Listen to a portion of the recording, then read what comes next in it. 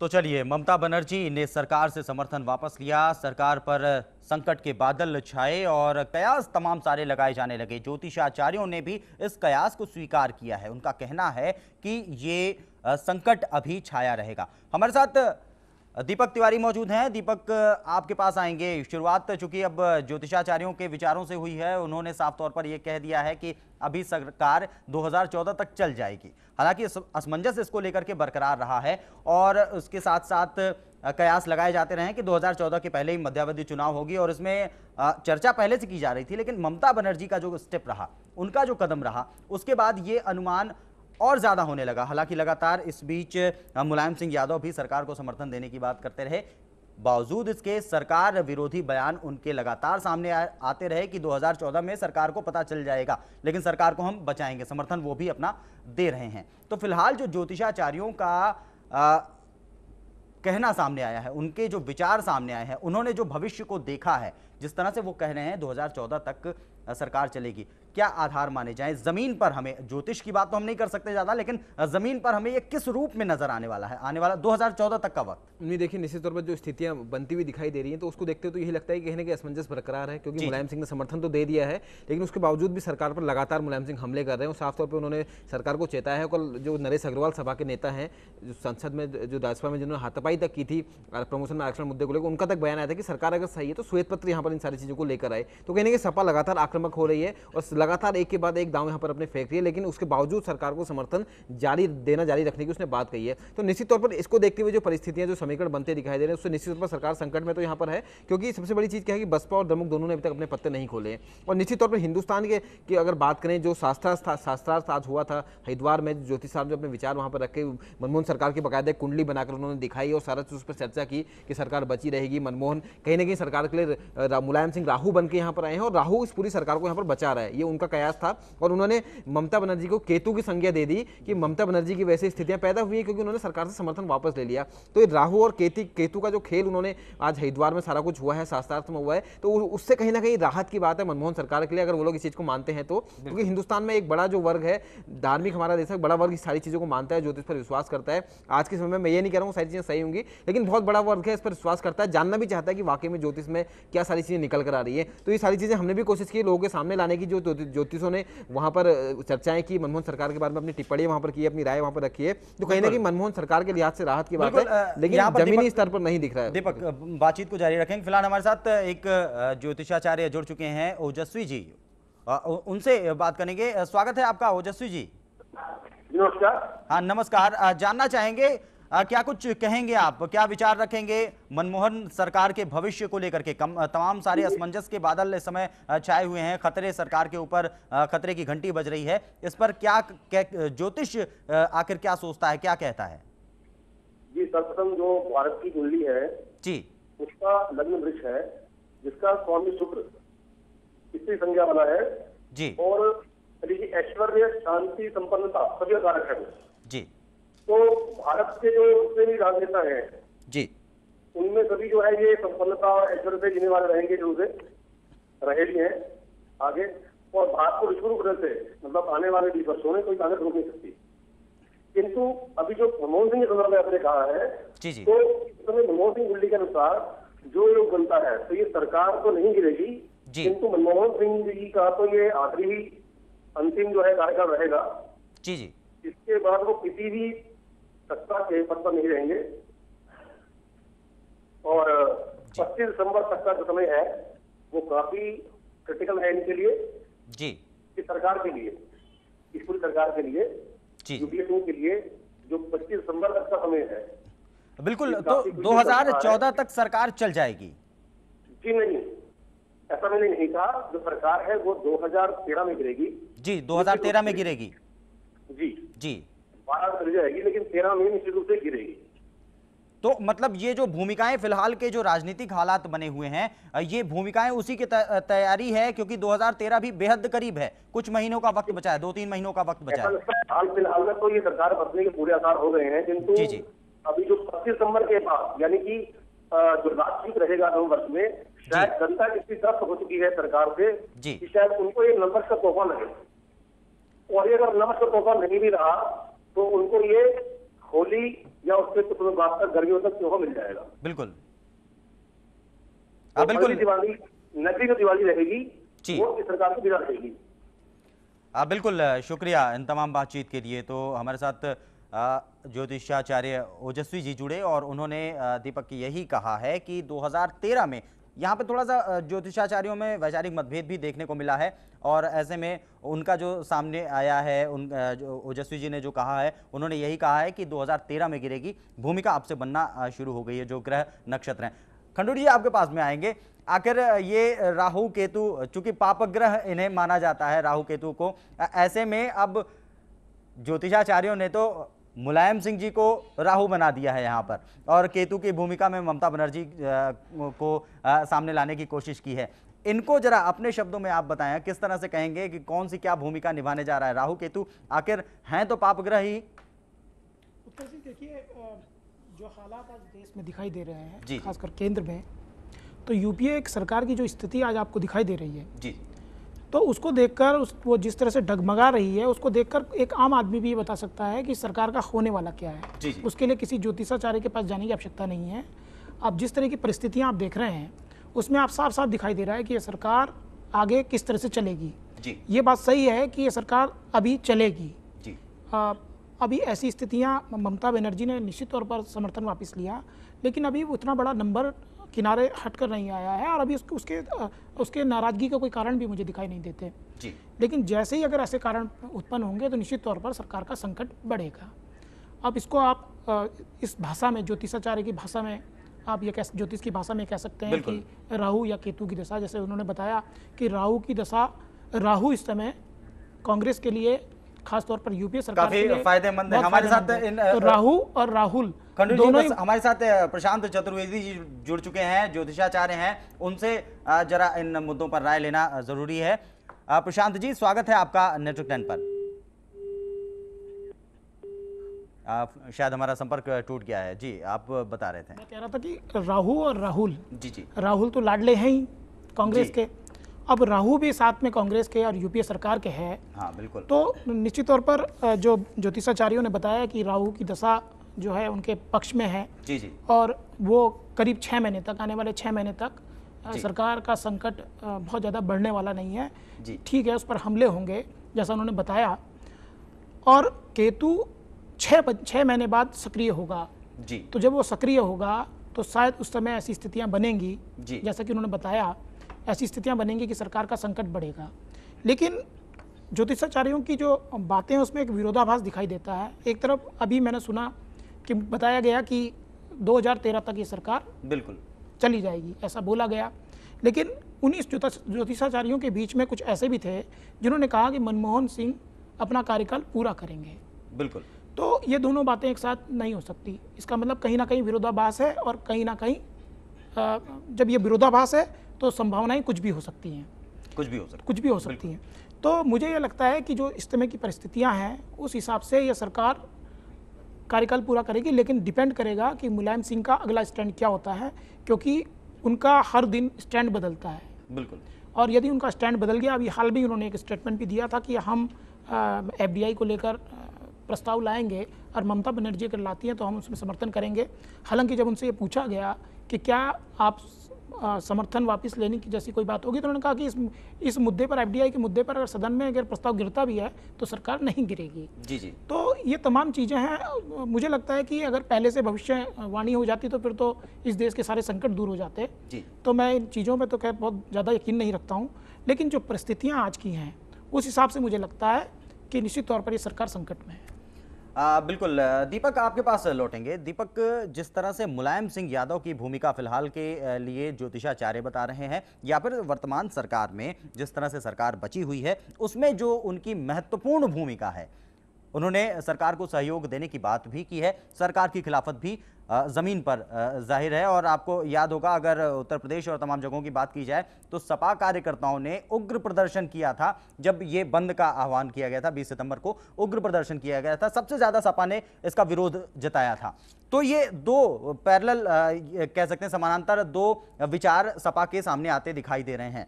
क्या अगर मुलायम सिंह यादव या समाजवादी पार्टी अगर जनता के प्रति जवाबदेह बनते हैं, जनता को जवाब देने की इच्छा में आते हैं, मूड में आते हैं, तो इनका रवैया क्या हो सकता है? विरोध वाला हो सकता है या फिर सरकार को समर्थन देने वाला? ये सवाल हम आपसे करेंगे, लेकिन हमारे साथ प्रशांत चतुर्वेदी जी जुड़ चुके हैं, एक बार फिर से उनसे बात करेंगे। प्रशांत जी, स्वागत है आपका नेटवर्क नेट पर। हाँ, बताइए सर।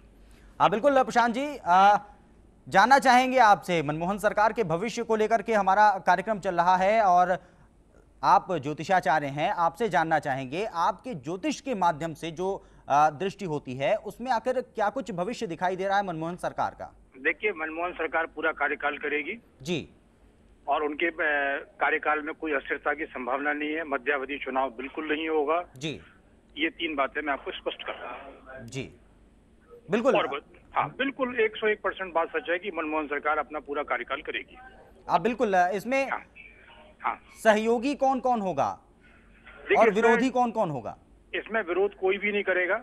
सब जी। लोग निरपेक्ष और सापेक्ष भाव से जी, इस सरकार को सपोर्ट करेंगे।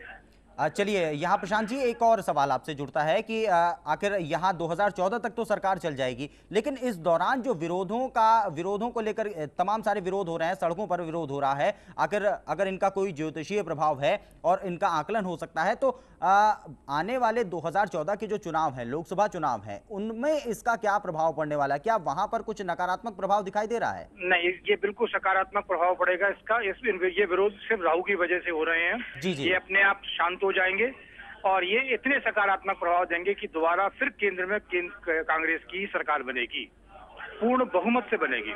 जी हाँ, तो इसलिए इनका हाँ आने वाला समय 2014 तक का समय भी ज्यादा बुरा नहीं है, थोड़ा परेशानियां बीच में हैं और उसके बाद 2014 के बाद का वक्त भी मनमोहन सरकार के लिए कतई बुरा नहीं है आपकी नजर में? बिल्कुल बुरा नहीं है, बिल्कुल बुरा नहीं। कांग्रेस की सरकार 2014 के बाद भी बनेगी जी, और जी। अभी भी पूरी क्रियान्वयन करेगी। मूल्य वृद्धि या सिलेंडर वृद्धि, इनमें से कुछ से भी इस समस्या में कोई इनको दिक्कत नहीं आएगी।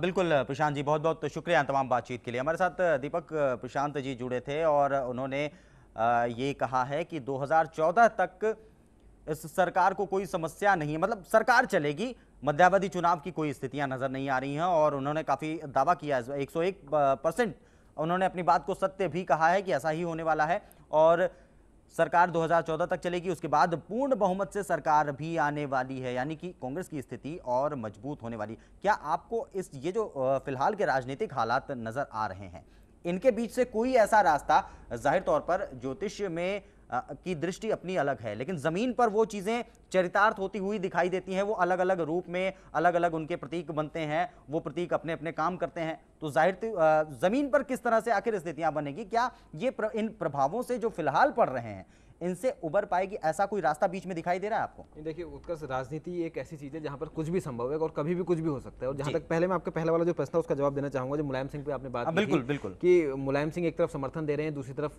विरोध सड़कों पर सबसे ज्यादा कर रहे हैं। जो भारत बंद हुआ था वहाँ पर सपा कार्यकर्ता सड़कों पर उतरे थे, ट्रेन उन्होंने रोकी थी। तो मुलायम सिंह की जहाँ तक बात करें, मुलायम सिंह ने एक तर्क वहाँ पर दिया था कि सांप्रदायिक ताकतों को सत्ता पर आने से रोकने के लिए उन्होंने फैसला लिया कि सरकार को वो समर्थन जारी रखेंगे।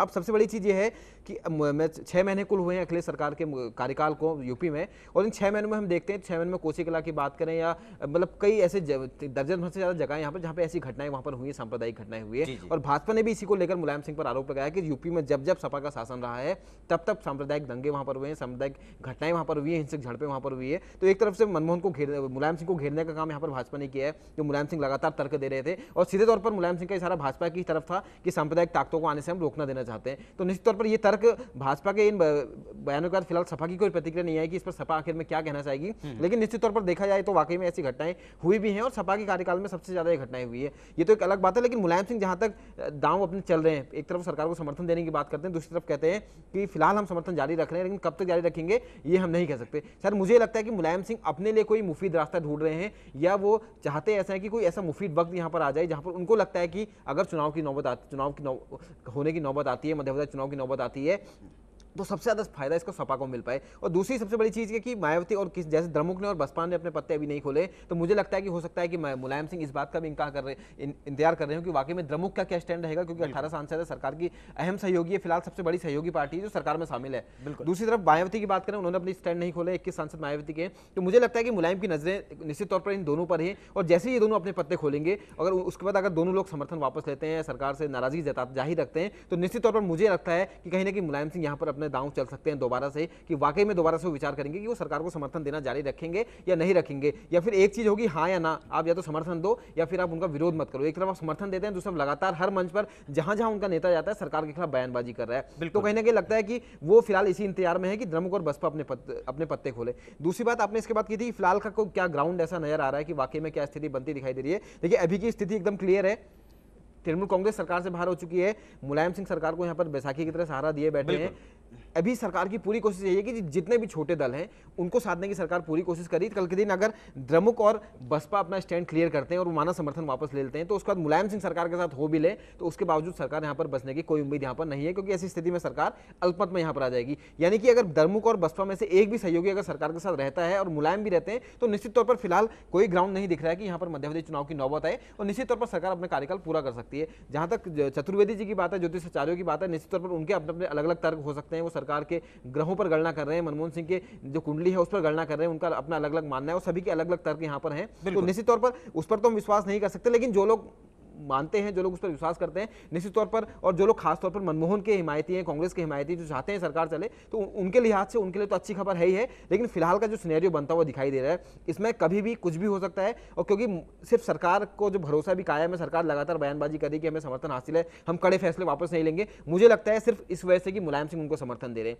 जिस दिन मुलायम सिंह ने पांव पीछे खींच लिया, जिस दिन द्रमुक और मायावती ने अपने स्टैंड यहाँ पर ले लिया, अपने पत्ते साफ कर दिए, उस दिन सरकार की ये हालत नहीं रहेगी, सरकार के मंत्री बोलने की स्थिति में शायद नहीं रहेंगे कि वाकई में हमारे पास पूरा का पूरा संख्या बल है। एक चीज और याद दिलाना चाहूंगा उत्कर्ष इसमें कि मुलायम सिंह ने एक चीज और बोली कि वो एफडीआई के खिलाफ सदन में प्रस्ताव लेकर आएंगे, अगर इस पर वोटिंग होती है तो सरकार के खिलाफ वो वोट करेंगे।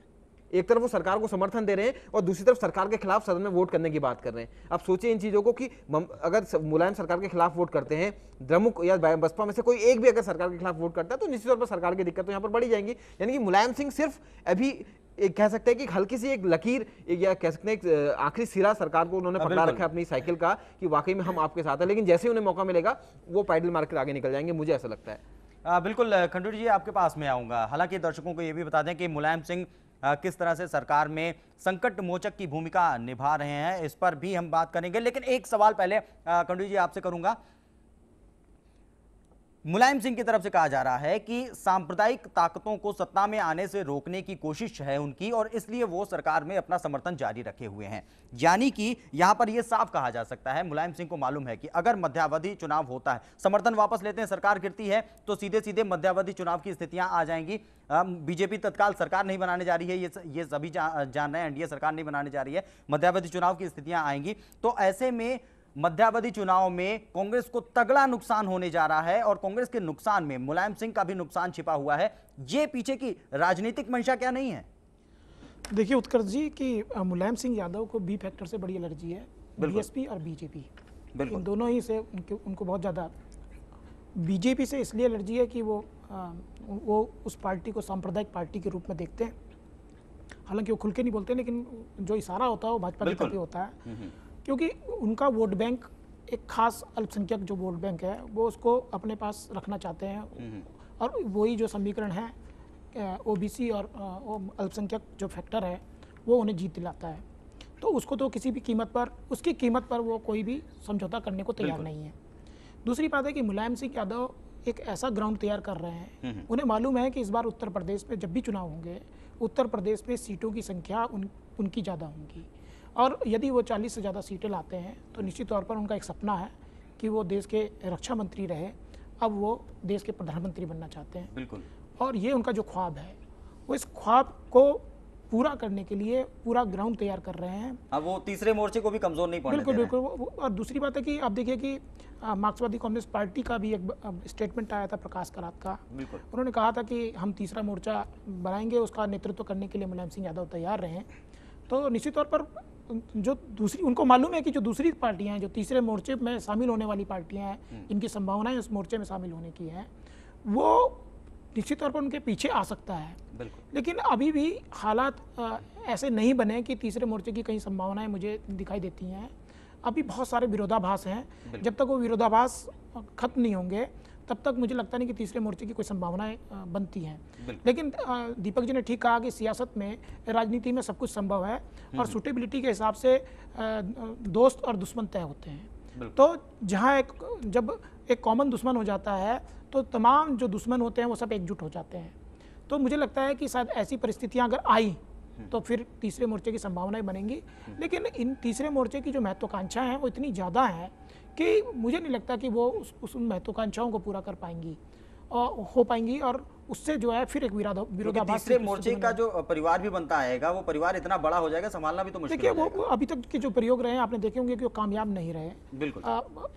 इसलिए मुझे लगता है कि अभी जो 1-2 साल है, मुझे लगता है कि कांग्रेस अपना स्टैंड थोड़ा साफ करेगी। अभी तात्कालिक स्थितियां जो उसकी दिखाई दे रही है कि वो बहुत एग्रेसिव है, आक्रामक है, वो ये दिखाना चाहती है पूरे देश को कि हम किसी के दबाव में आने वाले नहीं हैं, हम वही करेंगे जो हम चाह रहे हैं। लेकिन आने वाले कुछ दिनों में आप देखना कि कांग्रेस की तरफ से कुछ नर्म फैसले आपको देखने को मिलेंगे, और ऐसा कोई भी सरकार या कोई भी पार्टी नहीं करती। जब चुनाव आते हैं तो कठोर से कठोर पार्टी भी बड़ी मुलायम और नर्म पड़ जाती है। तो ऐसा आपको दिखाई देगा कांग्रेस की। बिल्कुल। हाल की जो हलचलें हैं वो सिर्फ नक्षत्रों का, ग्रहों का प्रभाव है और ये शांत होने वाला है, कुछ दिन में शांत हो जाएगा और आगे बवाल की स्थितियां कम है। इस तरह की बातें ज्योतिषाचार्यों ने कही हैं। फिलहाल हम दीपक के पास चलेंगे। दीपक, ज्योतिषाचार्यों की बात में यही सामने आया है कि 2014 तक थोड़ी परेशानियां हैं लेकिन सरकार चल जाएगी, उसके बाद की स्थितियां थोड़ी सामान्य है, ज्यादातर लोगों का ये मत है।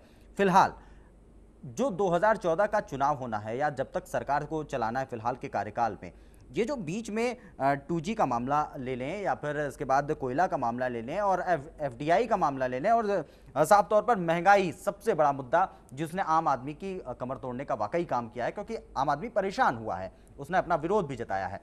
इन तमाम मुद्दों से कैसे उबर पाएगी सरकार? आपको लग रहा है कि क्या जनता इन चीज़ों को भूलने जा रही है? एक प्रवृत्ति कही जाती है कि लोग कुछ दिनों में चीज़ों को भूल जाते हैं, क्या ऐसा ही होने जा रहा है इस बार? नहीं, देखिए, अगर निश्चित तौर पर अगर यूपीए का ये पहला कार्यकाल होता तो निश्चित तौर पर मुझे लगता है कि शायद लोग आसानी से इस चीज़ को भूल जाते, क्योंकि लोगों की आदत है कि 24 घंटे में हम लोग चीज़ों को भूल जाते हैं। फिर क्योंकि आदमी अपनी दिनचर्या में इतना व्यस्त है रोजी रोटी के चक्कर में कि उसे इन चीज़ों से मतलब नहीं है। जब चुनाव आते हैं तो दोबारा से वो नेताओं के प्रलोभन में आता है, जो प्रत्याशी होते हैं उनकी बात सुनता है, फिर से वोट डाल के चला आता है। तो लेकिन अगर पहला कार्यकाल होता है तो मुझे लगता है कि निश्चित तौर पर शायद लोग आसानी से भूल भी जाते। लेकिन यूपीए 2 का कार्यकाल है, तकरीबन 5 साल वो पहले पूरे कर चुके हैं, उसके बाद दूसरा उनका कार्यकाल चल रहा है। और दूसरे कार्यकाल हम देखते हैं 2G घोटाले की बात करें, कॉमनवेल्थ की हम बात करते हैं, कोयला घोटाले की बात करें, महंगाई और पेट्रोल और डीजल के दाम लगातार कई बार यहाँ पर बढ़े हैं, दर्जनों बार ये दाम यहाँ पर बढ़े हैं, तो हर बार जनता को झेलना पड़ा। एक बार तो पेट्रोल के दाम 7 रुपए तक बढ़े थे, तो काफी हंगामा वहां पर मचा था। रेल किराया का जब इजाफा हुआ था तब भी ममता बनर्जी ने हंगामा किया था। लेकिन यदि दूसरा वाला कार्यकाल में यूपीए के इतने घोटाले सामने आए हैं, इतना विवादित कार्यकाल रहा है, तो मुझे लगता नहीं है कि बहुत आसानी से लोग इस बात को भूल पाएंगे। और जिस तरीके से इस बार संसद का मानसून सत्र ठप रहा, उसके बाद कोयला घोटाले के बाद फिर महंगाई, फिर FDI, अभी की स्थितियां देखें तो अभी तक सिर्फ आम लोग नाराज हुआ करते थे इससे पहले, लेकिन FDI का जो ये फैसला आया है, इससे जो निवेश छोटे व्यापारी हैं उनमें बहुत ज्यादा गुस्सा है। तो ऐसे में व्यापारी तो इतनी आसानी से इस चीज को भूलने वाला नहीं है, क्योंकि छोटे व्यापारी से यही समझते हैं, जो उन तक मैसेज जा रहा है कि FDI के आने से उनका नुकसान होगा और उनका कारोबार खत्म हो जाएगा और वो भूखमरी की हालत में पहुंच जाएंगे, उन तक यही मैसेज जा रहा है। लेकिन मुझे लगता है कि हालांकि FDI से सारी चीजें नहीं होने वाली, क्योंकि कई FDI के अगर फायदे हैं तो उसके अपने ड्रॉबैक भी होंगे। निश्चित तौर पर जिस चीज के अच्छे फायदे होते हैं उसके ड्रॉबैक भी होते हैं, लेकिन यहाँ पर सिर्फ FDI मसला नहीं है, यहाँ पर कई सारे और भी मसले हैं जो सरकार के लिए मुश्किल खड़े कर सकते हैं। और अभी का जो सिनेरियो बनता फिर रहा है, सरकार के सहयोगी सरकार से नाराज हो गए हैं, मुलायम सिंह बाहर से समर्थन सरकार को मिल रहा है, उससे सरकार चल रही है। तो ऐसी स्थितियों में अगर माना 20 महीने बाद भी चुनाव लेते हैं, निश्चित तौर पर लोग के दिमाग से सारी चीजें निकल जाएंगी, लोग भूल जाएंगे। लेकिन सबसे बड़ा दारोमदार विपक्ष भाजपा, जो लगातार पिछले सत्ता से दूर है, कई सालों से सत्ता का स्वाद सकने की कोशिश यहाँ पर कर रही है। मुझे लगता नहीं कि भाजपा या दूसरा जो विपक्ष है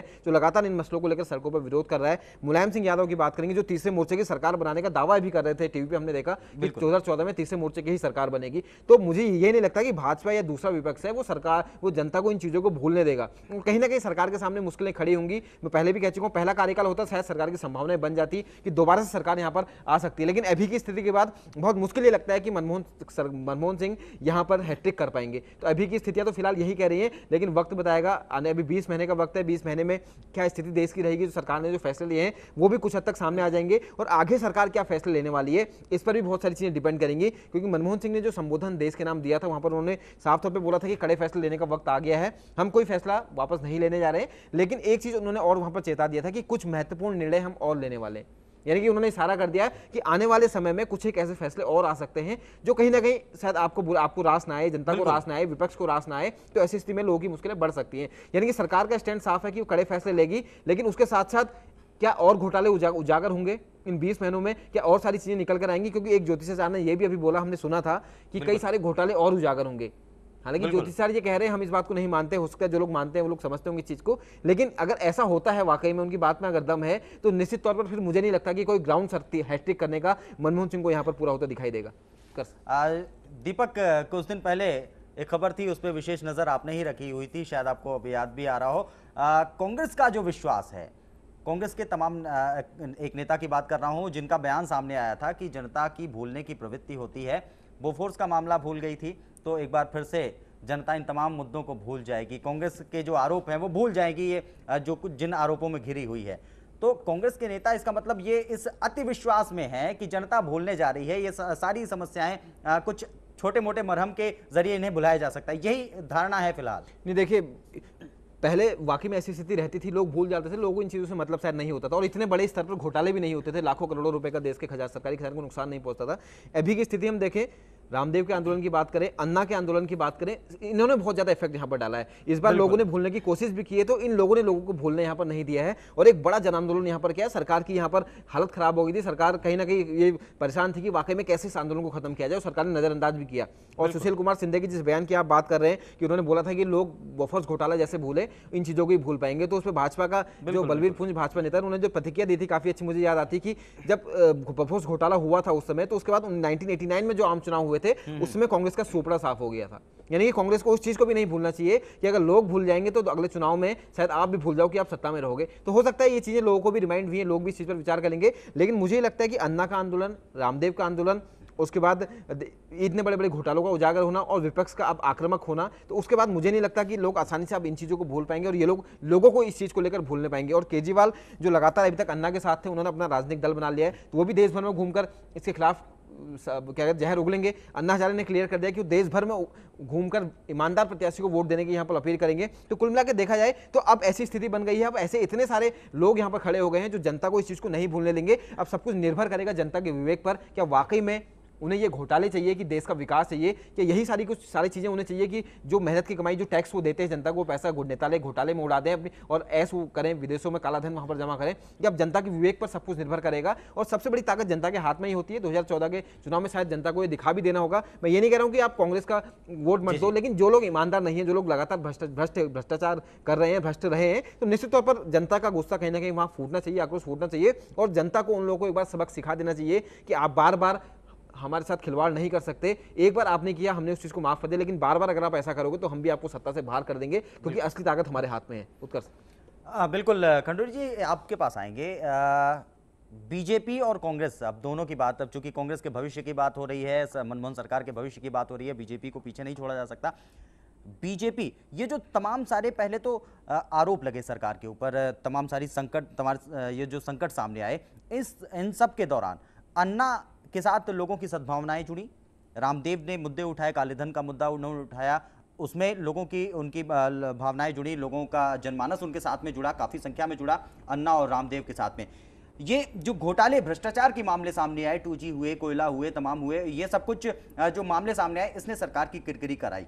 और इसके बाद महंगाई का मुद्दा, भ्रष्टाचार का मुद्दा, और साथ साथ ये हाल में जो FDI का मामला लेकर के ये बाहर से निकला है, ये पूरा मामला, इसको स्वीकृति मिली है, इसको लेकर के सरकार की मुश्किलें बढ़ती हुई नजर में आई हैं। लेकिन इन सब के दौरान सरकार मुश्किल में आएगी, इसके लिए विपक्ष का मजबूत होना भी बहुत जरूरी होता है। बीजेपी इस दौरान कोई ऐसा कारण नहीं पैदा कर पाई जिसकी वजह से लोग बीजेपी को वोट देने के लिए सोचे, कोई ऐसा बड़ा काम नहीं कर पाई। तो इस पर क्या कहेंगे, क्या ये भी वजह हो सकता है कि कांग्रेस वापस सत्ता में लौटे? देखिए उत्कर्ष जी की ये कहना भी गलत है कि बीजेपी ने कुछ नहीं किया और वो सिर्फ एक दर्शक की मुद्रा में रही। जी। लेकिन मुख्य बात यह है कि जो विरोध की जो राजनीति है, जो प्रतिपक्ष की एक राजनीति है, उसको अन्ना हजारे के आंदोलन ने हाईजैक कर लिया। बिल्कुल। और रही सही कसर बाबा रामदेव ने पूरी कर दी। बिल्कुल। बीजेपी को ये लगा कि जब हमारा काम हो ही रहा है, क्योंकि वो दोनों के दोनों ये काम कर रहे थे एक माहौल बनाने का यूपीए सरकार के खिलाफ, बिल्कुल। क्योंकि जो भी उन्होंने किया उससे माहौल बना, निश्चित तौर पर एक बहुत जबरदस्त माहौल बना है यूपीए सरकार के खिलाफ। और आप देखिए कि केंद्र सरकार ने भी बीजेपी पर कम हमला बोला और बाबा रामदेव और अन्ना हजारे के आंदोलन को ज़्यादा उसने अपने निशाने पर रखा। जी। तो इसकी वजह है कि वो भी ये मान रही थी कि हमें संकट इस समय बीजेपी से नहीं, हमें संकट प्रतिपक्ष की पार्टियों से नहीं, हमें संकट है तो अन्ना हजारे के आंदोलन से, हमें संकट है तो बाबा रामदेव के आंदोलन से। तो ये दोनों के दोनों जो समूह थे, दोनों अलग अलग गुटों में दिखाई दे रहे थे। तो जब वो एक बार एक कोशिश हुई कि दोनों के दोनों एकजुट हो रहे थे, तो उस समय कांग्रेस की जो यूपीए सरकार की जो शारीरिक भाषा थी वो बहुत ज़्यादा डरी भी दिखाई दी थी उस समय, और बड़े तीखे बयान भी आए थे, जिसे बोलते हैं कि झुंझलाहट में दिए गए बयानबाजी भी दिखाई दी थी, सुनाई दी थी। तो मुझे लगता है कि उत्कर्ष जी की इस समय जो देश में माहौल है, देश में निश्चित तौर पर देश के लोगों की स्मृति के बारे में राजनेता बोलते हैं कि वो भूल जाते हैं। बिल्कुल। लेकिन दो ऐसे मुद्दे इस देश में हैं, एक महंगाई और एक भ्रष्टाचार, जिसे इस देश का नागरिक भूलना नहीं चाहेगा, क्योंकि ये दोनों के दोनों उसके चूल्हे से जुड़े मसले हैं। महंगाई बढ़ती है, भ्रष्टाचार होता है, तो उसको सीधे सीधे उस संकट का सामना उसे करना पड़ता है। तो मुझे लगता है कि आने वाला जो चुनाव होगा, यूपीए सरकार चाहे कितने भी प्रलोभन थे, चाहे विपक्ष कितना भी कमजोर हो, लेकिन मुझे लगता है कि आने वाला चुनाव महंगाई और भ्रष्टाचार के मुद्दे पर लड़ा जाएगा। और निश्चित तौर पर अगर सरकार जल्द ही कोई उपाय नहीं करती है तो उसको इसका खामियाजा भुगतना पड़ेगा। बिल्कुल दीपक, आपके पास आएंगे। खामियाजा सरकार को भुगतना पड़ सकता है और इन तमाम मुद्दों को, इनसे इतनी आसानी से निजात छुट्टी नहीं मिलने वाली है। योग गुरु बाबा रामदेव, पहले अन्ना हजारे की बात कर लेते हैं। अन्ना हजारे ने सरकार को जो अपने आंदोलन के जरिए सरकार के सामने मुश्किलें कम नहीं खड़ी की हैं। सरकार के सामने ये मुश्किल पैदा हो गई थी कि वो जवाब नहीं दे पा रही थी, उल जुलूल जवाब दिए जा रहे थे सरकार की तरफ से। वहीं चीख चीख करके योग गुरु बाबा रामदेव ने भी कांग्रेस को वोट ना देने की अपील लोगों से की है कि 2014 में कांग्रेस को हटा देना है, सत्ता से पूरी तरह से बेदखल कर देना है। चीख चीख करके लोगों से इस बात की अपील की है। इन सब का प्रभाव, क्या इन सब के प्रभाव से भी मुक्त हो पाना इतना आसान है? योग गुरु बाबा रामदेव के साथ में अच्छा जनमानस है और साथ ही साथ उनके साथ सिंपैथी भी लोगों की अच्छी जुड़ी हुई है। अन्ना के साथ में भी अच्छा जनमानस है और उनके साथ काफ़ी अच्छी सिंपैथी लोगों की जुड़ी हुई है। ऐसे में क्या इन विरोधों से उबर पाना इतना आसान होगा? नहीं, देखिए बिल्कुल आपने ठीक बोला। जिस तरीके से सरकार लगातार एक के बाद एक घोटाले सामने आए हैं और भ्रष्टाचार के लगातार आरोप लगते रहे हैं, और ये दोनों ही जो आंदोलन थे, अन्ना के आंदोलन की बात करें, जन लोकपाल के लिए प्रभावी जन लोकपाल लाया जाए, या बाबा रामदेव के आंदोलन की बात करें, काले धन को लाने की बात, दोनों का मूल एक ही है, भ्रष्टाचार। यानी कि अगर भ्रष्टाचार खत्म हो जाएगा तो दोनों चीजें अपने आप खत्म हो जाएंगी, क्योंकि भ्रष्टाचार अगर खत्म होगा तो जन लोकपाल अगर आता है तो निश्चित तौर पर कुछ अंकुश उस पर लगेगा। और जहां तक बाबा रामदेव बात करते हैं काले धन की, अगर भ्रष्टाचार होगा ही नहीं तो काला धन विदेशों में जाएगा कहां से? तो दोनों का मूल एक ही है। और जिस तरीके से लगातार सरकार, जो दो आंदोलन लगातार चल रहे हैं और सरकार पर उसी को लेकर आरोप भी लग रहे हैं कि सरकार भ्रष्टाचार कर रही है, और उसके विरोध में इतने बड़े आंदोलन होते हैं, निश्चित तौर पर ये फर्क डालेंगे आने वाले चुनाव पर। और सरकार भले ही कितनी कोशिश कर ले, इतनी आसानी से वो लोगों के जनमानस से इन चीजों को नहीं निकाल पाएगी। और जो बड़े बड़े आंदोलन होने जा रहे हैं, जैसे बाबा रामदेव ने फिर ऐलान कर दिया कि देश के सभी जिलों में वो दोबारा से धरना करेंगे, प्रदर्शन करेंगे और देश भर में जाकर लोगों को जागरूक करेंगे कि कांग्रेस सरकार को सत्ता से बेदखल करना है। बाबा रामदेव ने तो खुला यहाँ पर नाम लेके बोला कि कांग्रेस हटाओ, देश बचाओ। अन्ना हजारे की बात करें तो अन्ना हजारे ने नाम किसी का नहीं लिया है, सरकार की आलोचना उन्होंने लगातार की है, जितने मंत्री भ्रष्टाचार में डूबे, लेकिन उन्होंने इसके साथ साथ भ्रष्ट, जो भी व्यक्ति भ्रष्ट है, भले ही वो भाजपा का हो, कांग्रेस का हो, सपा का हो, किसी भी दल का हो, उन्होंने उसका विरोध करने की बात की और भ्रष्ट व्यक्ति को वोट ना देने की अपील की है। तो ऐसी स्थिति में दोनों का जनाधार काफी बड़ा है। अन्ना हजारे के चाहने वाले लोग अलग हैं, अन्ना हजारे के आंदोलन में इसकी ताकत हम देख चुके हैं। बाबा रामदेव को अलग जनाधार है, उनका जो आभा मंडल है काफी बड़ा है, क्योंकि वो योग गुरु भी हैं। और निश्चित तौर पर मुझे लगता है कि जो सरकार की जो ग्रहों की चाल है, अभी जैसे तैसे भले ही मुलायम ने राहु बनकर उनकी सरकार की जो ग्रहों की चाल है उसको ठीक करने की कोशिश की हो, ममता ने भले ही केतु बनकर सरकार की चाल को बिगाड़ने की कोशिश की हो, और आने वाले समय में हाथी की बात करें, मायावती की बात करें, द्रमुक की बात करें, वो दोनों हो सकता है कि केतु मुलायम की तरह राहु बन जाएं, क्योंकि निश्चित तौर पर शायद वो लोग भी बहुत ज्यादा प्रिपेयर मुझे लगता नहीं कि चुनाव के लिए हैं, वरना अभी तक कोई फैसला वो ले चुके होते। तो यानी कि ये सब लोग भले ही राहु या केतु बनकर सरकार की चाल बनाने या बिगाड़ने में लगे हों, लेकिन ये अगर सरकार सही तरीके से चलती भी है, ऐसी कोई अप्रत्याशित घटनाक्रम नहीं होता है और मुलायम सिंह के साथ साथ बसपा या उनमें से कोई एक समर्थन वापस लेता है, तो मध्यावधि चुनाव की नौबत आएगी। और ऐसी स्थिति भी आती है तो सबसे बड़ा रोल यहाँ पर रहेगा बाबा रामदेव का और अन्ना का। और निश्चित तौर पर ये लोग सरकार, कांग्रेस क्या, मैं सरकार के बारे में, कांग्रेस और यूपीए में जितने भी सहयोगी दल हैं उन सबकी ग्रह दशा बिगाड़ने में ये लोग सक्षम है, मुझे लगता है। और निश्चित तौर पर जो जन समर्थन उनके साथ जुड़ा था, जो जन आंदोलन उन्होंने किया था, जो जनसमूह जुड़ा था, मुझे लगता है कि अगर वोट में कन्वर्ट हो गया तो निश्चित तौर पर सरकार की ग्रह चाल फिलहाल तो बिगड़ जाएगी, इतना मैं तय कह सकता हूं। लेकिन अगर सरकार चलती भी है, मध्यप्रदेश चुनाव नहीं भी होते तो उसके बावजूद भी मुझे ये तो लगता है कि इतना दम तो ये दोनों लोग रखते हैं, जितना बड़ा उनका जनाधार है, कि 2014 में भी ये लोग कांग्रेस और उसके जितने भी सहयोगी हैं उनकी ग्रह दशा बिगाड़ सकते हैं। बिल्कुल दीपक, समय समाप्त हो चुका है। एक आखिरी छोटा सा सवाल करना चाहेंगे, ये जो सरकार के पक्ष में ग्रह दशाएं बनी हुई हैं, जिस तरह से ज्योतिषाचार्यों ने कहा है, क्या इसी का परिणाम है कि अन्ना की टीम अन्ना बिखर गई? नहीं, देखिए, इसको हम उससे जोड़ के नहीं कह सकता उनकी ग्रह दशा क्या है, उनकी क्योंकि राजनीतिक पार्टी वो भी बनाने जा रहे थे और ज्योतिषाचार्य कह रहे हैं कि 2014 में भी, उसके बाद भी सरकार आने वाली है कांग्रेस की, तो क्या उसका प्रभाव था कि वो उसमें बिखराव की स्थिति? अन्ना ने कह दिया मेरा फोटो मत इस्तेमाल करना, नाम मत इस्तेमाल करना। राजनीतिक पार्टी का मतलब भी अन्ना के बिना तो खत्म होता सा ही नजर बिल्कुल, आता ये है। बात बिल्कुल ठीक है। अन्ना अगर वहां से हट जाते तो उनका वजूद शायद बहुत ज्यादा नहीं रहता। लेकिन एक अरविंद केजरीवाल का आज बयान आया है कि 3-4 महीने में अन्ना हमारे साथ होंगे। अब अन्ना साफ इनकार कर चुके हैं, लेकिन वो क्या सोच के ये कह रहे हैं ये मुझे समझ में नहीं आता। इसके पीछे एक वजह मुझे दिखाई देती है कि ये हो सकता है कि अरविंद केजरीवाल जो फैसला लिया है इससे पीछे हट जाए और दोबारा से अन्ना के आंदोलन में शामिल हो जाए। अगर ऐसा होता है तो अन्ना यार उनके साथ में होंगे। जहां तक ग्रह दशा की आपने बात की है, राजनीति है, राजनीति में जैसे ही उन्होंने प्रवेश किया ये सारा घटनाक्रम हो गया। अन्ना हजारे उनसे अलग हो गए जो इस आंदोलन के प्रेरणा स्रोत थे, जिन्होंने इस आंदोलन को शुरू किया। यानी कि राजनीति, फिर राजनीति आती है कि राजनीति में कुछ भी संभव है, राजनीति कुछ भी करवा सकती है। अरविंद केजरीवाल को शायद लगा होगा कि उनको लोग उनका समर्थन कर रहे हैं, तो लोग उनके साथ जुड़ रहे हैं, तो शायद बिल्कुल उनको वोट में कन्वर्ट हो जाए। अच्छे, तो कहीं ना कहीं उनकी ग्रह दशा तो बिगड़ी है अरविंद केजरीवाल की, सरकार की अच्छी ग्रह दशाएं जो सरकार की बनती हुई ज्योतिषाचार्यों को नजर आ रही है, कहीं ना कहीं उन्होंने अपना प्रभाव डाल करके टीम अन्ना में बिखराव जरूर लाया। फिलहाल चूंकि समय की समाप्ति आ गई है, करीब में आ गई है और कार्यक्रम समाप्ति की तरफ बढ़ चुका है और अब कार्यक्रम खत्म भी करना है, समय कम है, तो ऐसे में निश्चित रूप से अब तो फिलहाल सब कुछ वक्त के पहलू में ही है। ज्योतिषाचार्यों की जो बातें हैं वो उनके अपने विचार हैं और उन्होंने भविष्य को जिस तरीके से देखा होगा, ज्योतिष जो कहता हो, जो भी कुछ कहता हो, लेकिन जमीन पे स्थितियां भी हालांकि असमंजस से मुक्त नजर नहीं आ रही हैं। सरकार के लिए समय भी मुश्किल नहीं है। फिलहाल हमारे साथ कार्यक्रम में आप जुड़े, राकेश जी आपका बहुत बहुत शुक्रिया, दीपक आपका भी बहुत बहुत शुक्रिया। कार्यक्रम में आपने तमाम मुद्दों पर हमारे साथ चर्चा की। देखना ये होगा कि सरकार के साथ क्या होने जा रहा है, क्योंकि ज्योतिषाचार्यों ने जो कुछ कहा है कि 2000 समय सरकार का ज़्यादा बुरा नहीं आने वाला है, ठीक हो जाएगा, सब कुछ ठीक हो जाएगा। लेकिन इतने तमाम जो आरोप लगे हैं, क्या उनसे सरकार उबर पाएगी? ये सब कुछ इतना आसान हो पाएगा? ये सब कुछ वक्त के साथ धीरे धीरे साफ हो जाएगा। फिलहाल मुझे दीजिए इजाज़त, नमस्कार।